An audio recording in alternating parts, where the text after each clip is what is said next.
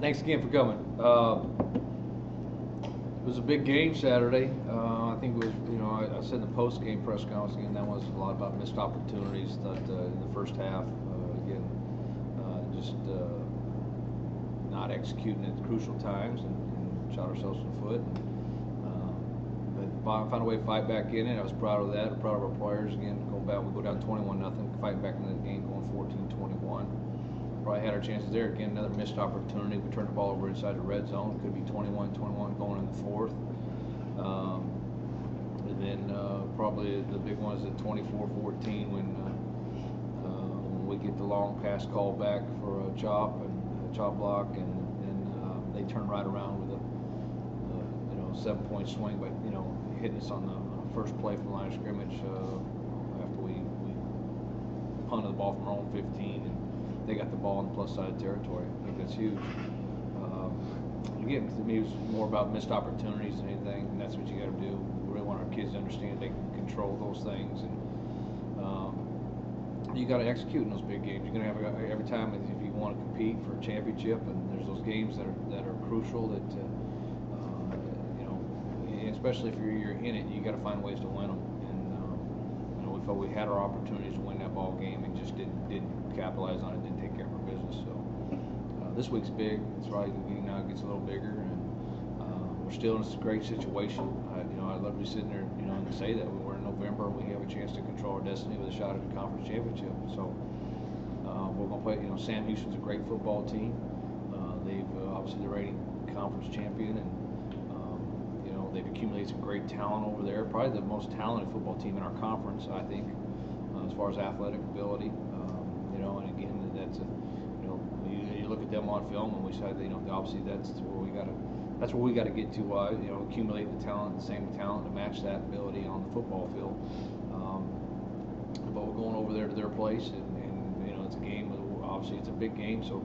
It's a chance for us to come out and play as best ball we can, but we can't do that unless we execute on the football field. We got to take it one play at a time, one series at a time, and just take care of our business. You can't, you can throw the ball, you got to catch it, you got to block the guys you're supposed to block. You got to make the right calls of defense. You can't have 3 dropped interceptions and expect to come out of there with a W. Especially, unless you've got a lot better talented people, then you've got to be able to execute on those things, and you got to be able to capitalize when they make mistakes.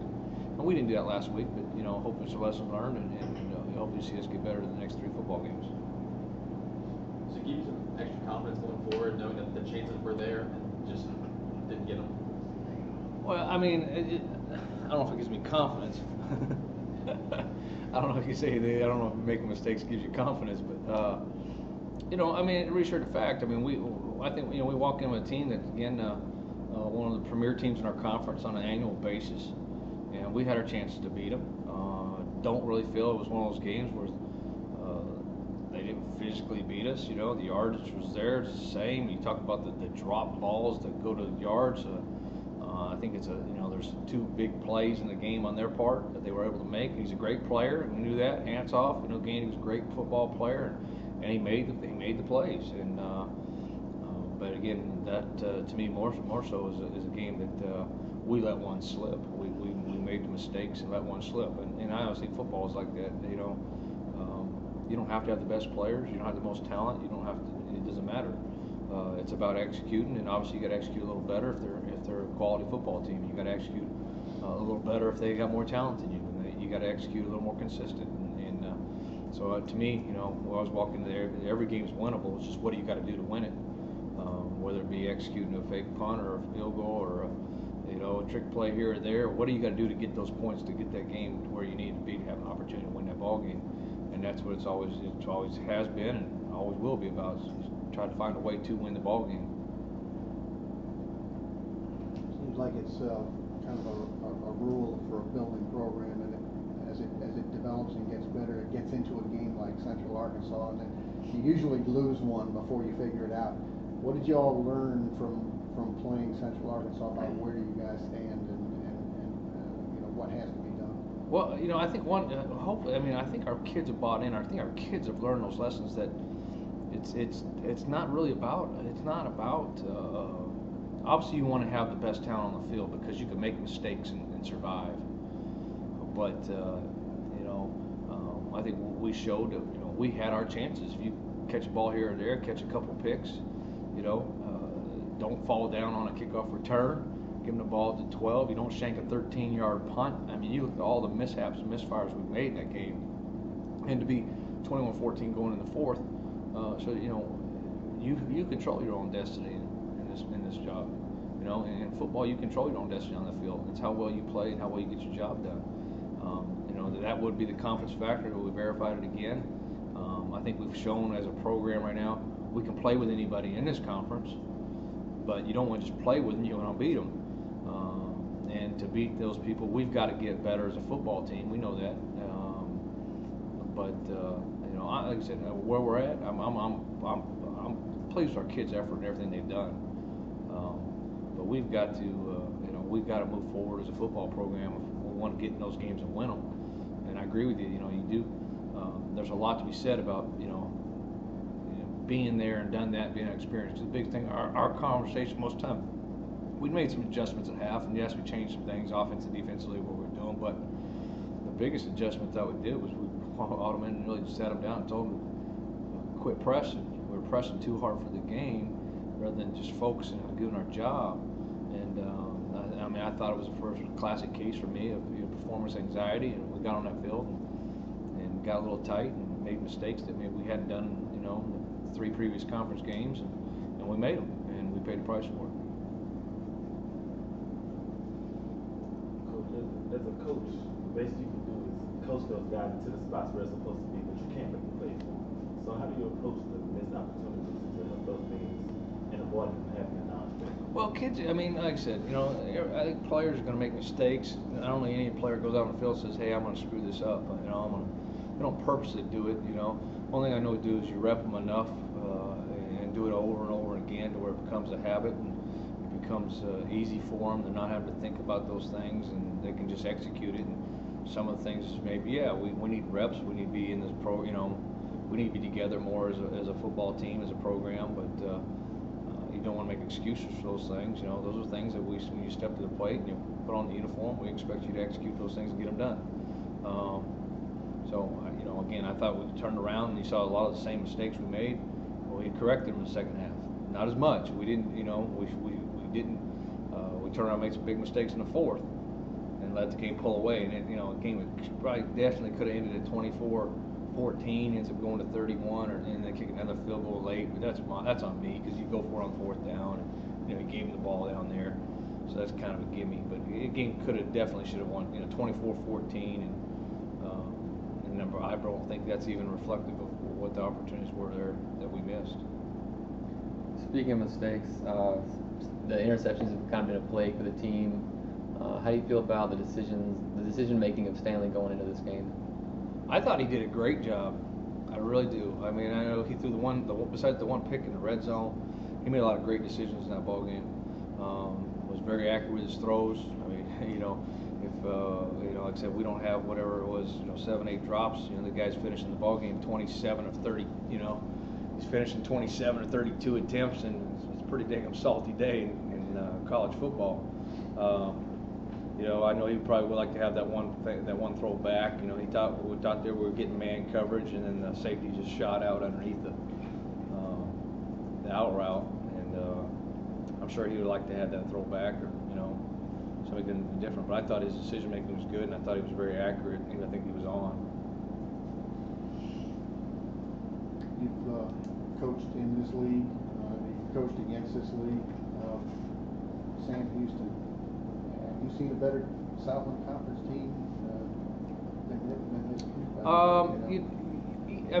I don't know if you say better, but they're right there with me. To me, they're very similar to the the teams I could match them up with. I think talent-wise, they're probably similar to maybe I know they didn't have the great success they wanted, but the 08 McNeese team, or I think early on there's the 2000, 2002, 2003. There was the Northwestern and McNeese both had some loaded teams in that in those years.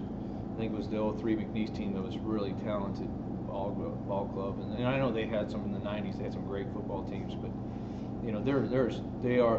I think it goes in little transitions, and you find those teams that are at the top of it, and there's usually one or two teams that end up accumulating the majority of the talent in the area. And what you've seen is, Sam has done a great job of that, doing it fairly quickly. I don't know if it's Willie's third year there. I mean, in 3 short years, and I remember, really, I mean, Sam has traditionally had a couple of years up and down in there, but I don't think they've had a 2-year run like they're having right now, or a 3-year run, of how much success they've had. So I think very quickly he's accumulated the talent. That's really what they've done. They've got some weapons over there, and some, a lot of ability on the football field. The O-line finally gave up 2 sacks in conference play. Sam Houston's going into the game with 23. Y'all had 22 on the season, but how do you feel with the offensive line going into this game? And I know one of the sacks last week was mainly a covered sack. Well, one was a coverage sack, and the other one was really not the line. It was a tight end and a running backs guy. So actually, our offensive line, they really hadn't given one up. It was a tight end, running back. We had a guy doubled and he split us and made the sack. I think they've done a very good job, and it's going to be huge. They're going to have to do a great job this week. I mean, I think they got a great front four, and then with all the pressure they're bringing, and that's what happens. You get that 5th guy coming off the edge, and cornerback. So your running back's got to do a great job of protection, stepping up and get that 5th guy. Tight ends, when they're involved in that protection, got to be able to block that guy.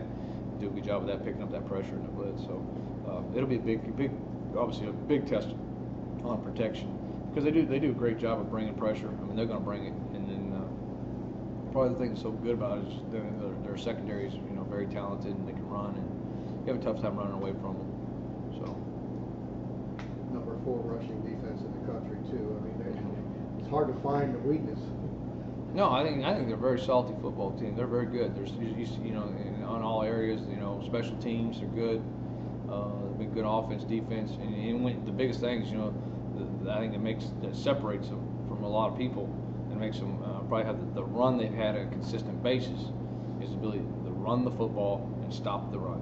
That's 2 things over consistency. It doesn't matter if you're on or you're not as a quarterback or receivers or whatever else. You can run the football. You can do it every week. And you usually can have that success. So the big test for us is that's going to be it. It's something that we've been pretty consistent about is run defense. It's something we've preached since I've been here. We're going to do that. We've got to, we want to be better than we are, but that's going to be a big test for us always this week, is to be solid run defense. You're going to have, we're basically saying Sam Houston is they're a triple option football team is what they are. I mean, it's a 3-back attack. I mean, that's all they're doing. They're motioning people in. They're getting back to 3 running backs. They're going to do with a tight end or tailback and a wide receiver in there. They're getting back to 3 backs, and they're running option football out of the gun. And that's all they're doing, and they're very good at it. And that's and it's a rare case to see this. You don't see it many times throughout the season, and I think that's what gives a lot of people fits and problems getting ready for it in 1 week, trying to get ready for it. So and then all 4 of them carry the ball are weapons. So we're going to have to really be assignment, discipline football, and everybody doing your job. That's a big part of facing option football. So You're leading the league in total defense in conference games, and 2nd in rush defense. It's kind of a strength of you guys, and your ability to handle running teams. Yeah. At least in league play. yeah, I think so. I mean, obviously we haven't seen a team run the football as well as these guys run it. So it's going to be a true test to see. We're going to have to step up our game. We're going to play well. But a lot of it's just about being disciplined and doing what you got to do your job every time, because if you don't, they're going to gash you for 60. And like I said, they can all take it to the house. They got a lot of speed on the offense side of the ball, just like they do on the defense side of the ball. Your guys have run for over 100 yards in the last 2 games. How do you feel about your running game going in? You talked about their defense, but yeah, I mean, obviously we're going to have to be able to run the football, and have some significance of a running game. We got to rush for 150 or 100 yards. I don't know, but we got to be able to run the football and keep a little off balance and make them respected and be able to, so we can protect Nate. And we got to do a better job. There's some big plays. We talked about that, as a team and as a staff. That, there was so many mishaps in that game that maybe you don't even see as a fan or even a writer or whatever else. That we got. I'm gonna give credit to it. Coach Stevens calls a great game. He does. We called the right thing at the right time. We got them outnumbered on the perimeter attack, and I mean, not get beat, but we don't block a guy.